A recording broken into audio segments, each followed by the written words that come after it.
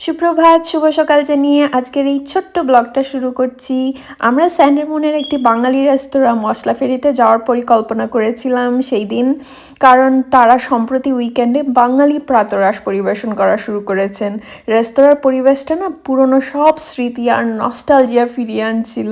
খাবার একদম টাটকা পরিবেশন করা হয়েছিল, আর চারপাশে কর্মী থেকে শুরু করে গ্রাহকদের বাংলায় কথা বলতে শুনে না মনে হচ্ছিল যেন খাঁটি এক টুকরো বাংলাতেই বসে আছি। আগে এই জায়গা থেকে খাবার ডেলিভারি নিয়ে খেয়েছিলাম, তবে এবারে সরাসরি গিয়ে গরম গরম খাবার আর চায়ের স্বাদ নিতে চেয়েছিলাম। আমার সিদ্ধান্তটা সত্যিই দারুণ ছিল। ফেরার সময় টেক অ্যাওয়ের জন্য খাসির মাংসের কারিও অর্ডার করে নিয়েছিলাম।